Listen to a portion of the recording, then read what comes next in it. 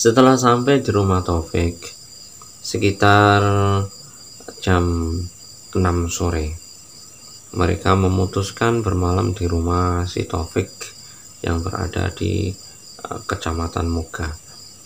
Setelah itu paginya tepat hari Rabu, mereka berlima berpamitan dengan ibunya si Taufik.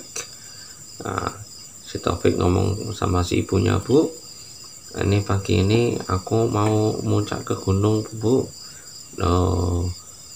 Kok beneran aja? Nanti kalau kalian semua mau memuncak ke gunung, saya kasih sarannya, tolong sopan santunnya dijaga." Tolaku utama tumrape wong tanah Jawi, wong agung ing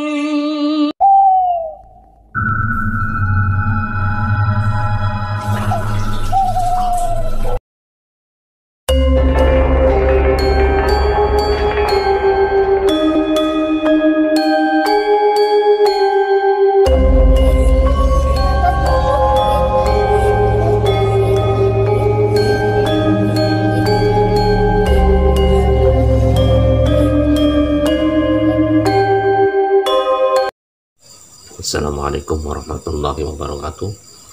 Jumpa lagi bersama saya Kang Wonto di channel kami Horor Malam Jumat. Jangan lupa like, subscribe, tekan tombol lonceng untuk senantiasa mengikuti video-video kami di channel kami Horor Malam Jumat yang menceritakan tentang kisah misteri dan kisah horor. Bagi pemirsa yang budiman yang senantiasa mengikuti video-video kami, saya doakan semoga diberi kesehatan, panjang umur, dilipat gandakan rezekinya, Allahumma amin. Kali ini ada satu kisah cerita tersesat di Gunung Slamet. Si Taufik, No, dan si Angga, si Indra, dan si Dirman. Mereka berlima merupakan siswa kelas 3 SMA. Setelah melaksanakan dalam 1 bulan pikiran penuh dengan pelajaran dalam rangka mengikuti ujian nasional, mereka berlima merasa pusing dan sangatlah pusing, sehingga ketika ia duduk bersama-sama di teras sekolahan, mereka berlima mencari suasana yang tenang supaya bisa menghilangkan rasa beban pikiran selama 1 bulan mengikuti ujian nasional. Ketika ia duduk bersama, si Taufik ngomong sama teman-teman, "Ini gimana nih kalau kita cari hiburan atau refreshing untuk menghilangkan beban pikiran?" Kemudian Sinu menjawab, "Oh ya, saya setuju. Kira-kira kita mau kemana? Atau ke pantai, atau ke gunung, atau kemana gitu? Kita jalan-jalan atau renang gitu?" Si Indra ngomong gini juga, "Wah, kalau ke pantai itu udah asik. Gimana ya kalau kita ke puncak gimana?" "Oh, siap." Kemudian pendapat dari si Indra diterima oleh teman-temannya. Tinggal dia mengatur waktu kapan ia akan berangkat menuju ke puncak. Si No mengatakan, "Gimana kalau kita muncaknya ke Gunung Bromo saja?" "Wah, jangan kalau ke Gunung Bromo itu agak jauh, membutuhkan biaya agak tinggi. Ya gimana kita kemana kira-kira ini?" Kemudian si Taufik ini merupakan anak Pemalang, berdekatan dengan Kecamatan Muga. Muncak ke tempat saya aja. Di mana, Fik? Muncak ke Gunung Slamet, tempatnya asik loh di sana. Wah, nanti sambil mandi air hangat di sana. Oh, oke, siap. Nanti kalau kita ke sana bermalamnya di mana? Di tempat saya aja. Tenang aja, semuanya saya jamin gratis. Makan tidur tidak usah bayar di tempat saya, kata si Taufik. Nah, terus kita mau berangkat muncaknya kapan? Nah, nganu aja ya, nanti setelah selesai pengumuman. Oh, ini katanya nanti hari Senin itu udah selesai pengumuman. Gimana kalau kita hari Selasa berangkat? Nah, setelah waktu sudah ditentukan, mereka berlima bergegas pulang ke tempat masing-masing sambil menunggu pengumuman dari sekolahan. Setelah sudah waktunya hari Selasa, mereka berlima bergegas kumpul bersama-sama membawa motor menuju ke rumah si Taufik yang berada di Kecamatan Muga, Kabupaten Pemalang.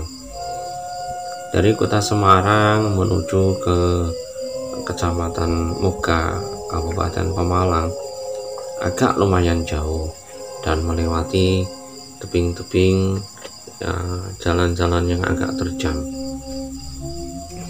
Karena mereka merupakan anak-anak muda penuh dengan rasa semangat, menaiki motor penuh dengan tawa dan candaria. Setelah sampai di rumah Taufik sekitar jam 6 sore, mereka memutuskan bermalam di rumah si Taufik yang berada di Kecamatan Muga. Setelah itu paginya tepat hari Rabu, mereka berlima berpamitan dengan ibunya si Taufik. Si Taufik ngomong sama si ibunya, "Bu, ini pagi ini aku mau muncak ke gunung, Bu. Loh, kok beneran aja? Nanti kalau kalian semua mau memuncak ke gunung, saya kasih saran ya, tolong sopan santunnya dijaga, jangan sekali-sekali ngomong-ngomong yang gak enak, yang tak bermanfaat ya. Kalau ada apa-apa langsung pulang, jangan dipaksakan," kata si ibunya si Taufik. "Ya Bu, siap Bu, terima kasih atas sarannya," kata saud dari teman-teman si Taufik.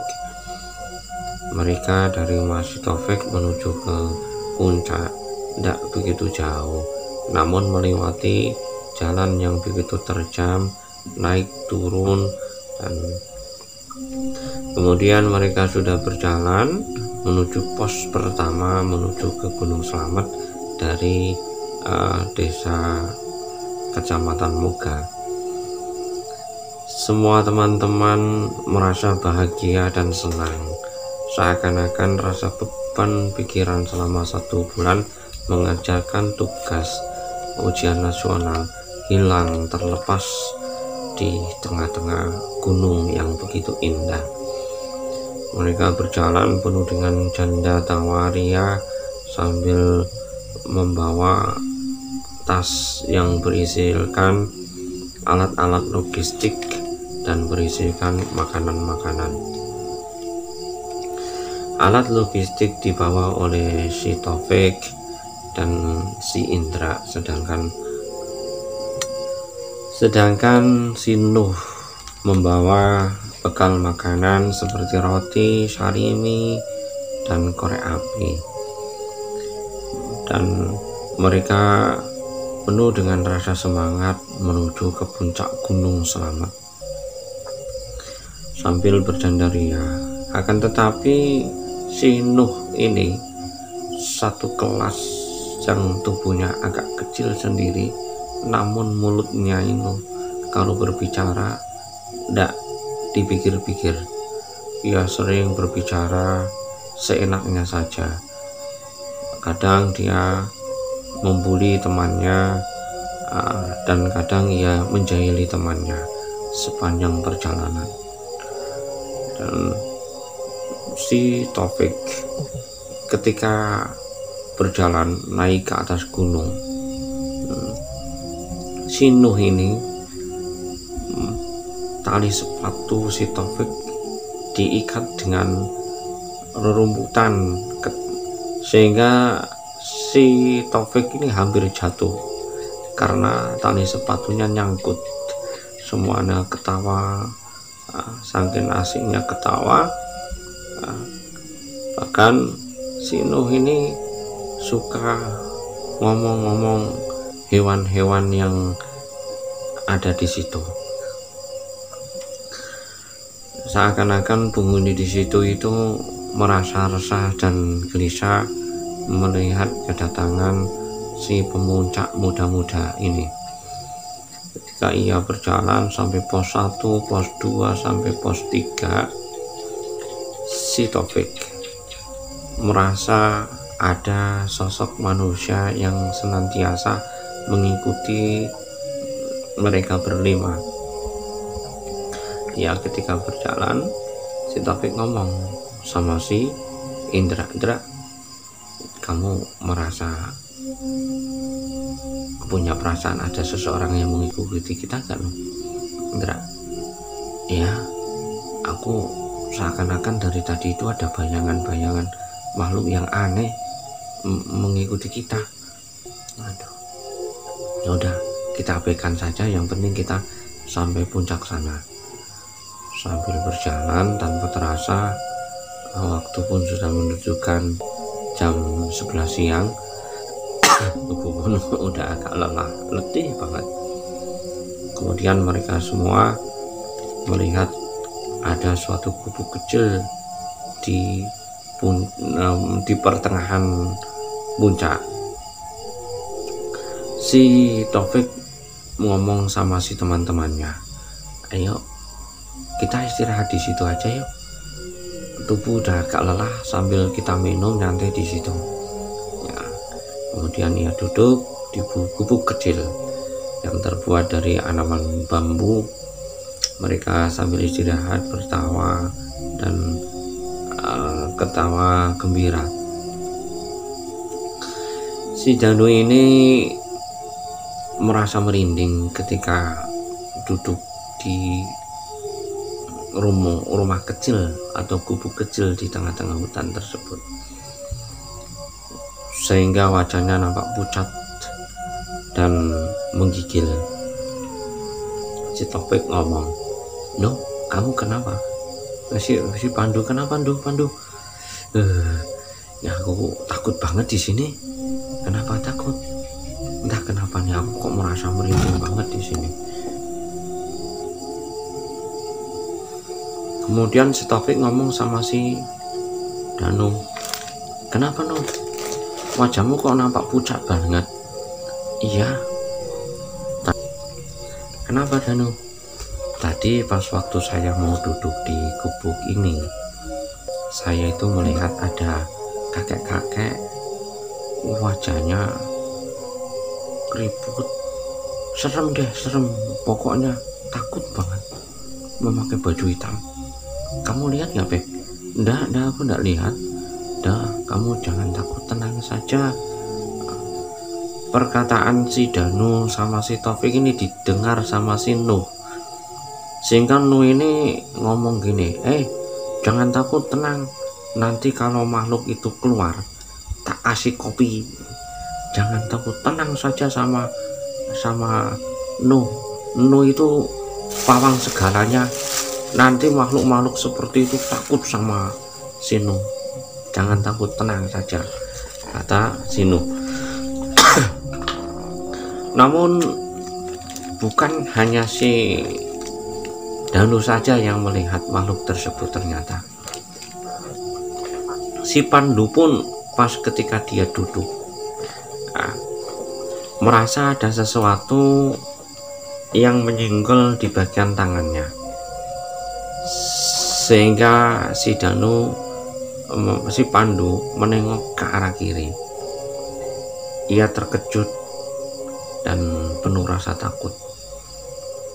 Ia melihat ada ular melintas di bagian bawah kakinya si Pandu. Ia tidak bisa ngomong apa-apa, hanya keringat yang bercucuran dan wajah yang begitu pucat nampak begitu jelas. Si Taufik pun agak kebingungan melihat si Danu. Ia ngomong sama si Pandu ini, "Kenapa, Pan?" "Enggak apa-apa, tenang aja, kamu jangan berisik, tenang." Setelah ular tersebut melintas jauh, kemudian si Pandu ngomong, "Tadi itu ada ular besar banget tuh di belakang lewat, kamu enggak lihat?" "Enggak lihat." Wah. Namun si Danu ini, si Nuh ini, ia enggak pernah takut dengan apapun. Dia malah menantang ular tersebut. Makhluk yang tak kasat mata, keluar kamu, kalau berani sini hadepin saya," kata si Nuh. Si Taufik ngomong, "Nuh, jangan gitu Nuh, nggak boleh gitu Nuh, kita ini kan masih muncak, kita harus hati-hati Nuh, jaga sikapmu Nuh. Wis tenang aja, bapakku ini hari spiritual, kalau ada apa-apa nanti saya panggilkan bapak loh. Nggak apa-apa, tenang aja, tenang." Karena si Nuh ini agak sombong dikit, walaupun anaknya itu agak kecil tapi sombong. Kemudian mereka berlima merasa lelah pun sudah hilang, rasa takut pun sudah agak hilang. Ya, mereka memutuskan melanjutkan perjalanan memuncak gunung ke Gunung Selamat. Ketika melangkahkan kaki 1, 2, 3 sampai 5 langkah, seakan-akan muncullah kabut yang begitu tebal dan dingin pun sudah sangat terasa, sehingga mereka berlima berkonsentrasi dengan dirinya sendiri. Ada yang mengambil jaket dari tasnya, ada yang mengambil sarung, ada yang mengambil sarung tangan supaya sebagai penghangat tubuh mereka semua. Saking sibuknya sehingga ia tak melihat si Taufik sama si Danu berjalan. Si Taufik, si Danu ini membawa alat logistik, sedangkan si Nuh itu membawa bekal makanan. Sesampainya ia berjalan, seakan-akan ia itu merasa masih kumpul bersama. Setelah melangkahkan kaki menuju ke puncak Gunung Selamat, di situ ia menjumpai suatu bebatuan yang begitu besar. Kabut pun sudah mulai hilang, hawa dingin pun sudah mulai hilang. Kemudian si Pandu ini melihat rombongannya hanya 3 orang saja, sedangkan si Nuh dan si Taufik entah hilang kemana. Si Pandu ngomong, "Loh, si Taufik sama si Nuh kemana di? Loh, tadi kan bersama kita toh?" "Iya, kok ndak ada? Gimana nih? Aduh, nanti kalau hilang gimana nih? Ayo coba kita kontak penjaga pos, yuk coba pos." Setelah si Pandu mengontak di pos, katanya tidak ada seseorang pun yang melewati pos arah pulang. Mereka kebingungan, sedangkan bekal makanan dibawa si Taufik sama si Nuh. Malam, waktu pun sudah kelihatan agak malam, perut pun sudah keroncongan. Ia mau mengambil makanan namun tak ada, hanya membawa tenda saja. Ia sangat kebingungan. Waduh, ini perut saya sudah keroncongan, tidak ada makanan. Aduh, si Taufik itu kemana ya? Apa tersesat si Taufik?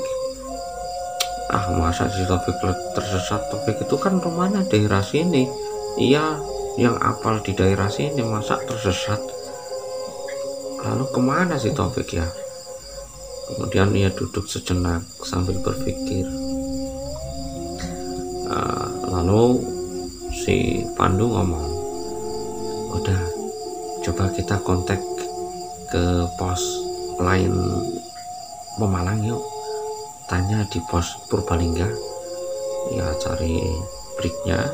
Setelah kontak di daerah Purbalingga, ternyata mereka berdua, si Taufik sama si Nuh, itu ada di pos di Purbalingga. Mereka pun merasa bahagia karena dua temannya sudah ditemukan di Purbalingga, dan mereka bertiga memutuskan turun ke arah Purbalingga. Dari puncak menuju ke pos Purbalingga amatlah jauh. Ya, berjalan sampai di pos Purbalingga sekitar sampai jam 4 pagi. Alhamdulillah, penuh dengan rasa bahagia menemukan teman setianya yang bernama si Taufik dan si Nuh. Cukup sekian cerita ini. Ini merupakan cerita nyata yang diambil oleh siswa-siswa SMA Semarang ketika melakukan muncak di Gunung Slamet. Mungkin teman-teman yang lain ada juga yang pernah merasakan pengalaman yang seperti ini. Jadi ketika kita mau muncak di suatu gunung, alangkah baiknya kita harus menjaga sikap sopan santun yang baik, karena gunung mempunyai penjaga-penjaga, dan di situ juga banyak makhluk-makhluk yang tak kasat mata yang perlu kita hormati. Mereka pun juga seperti kita semua. Terima kasih pemirsa yang budiman. Saya akhiri. Wassalamualaikum warahmatullahi wabarakatuh.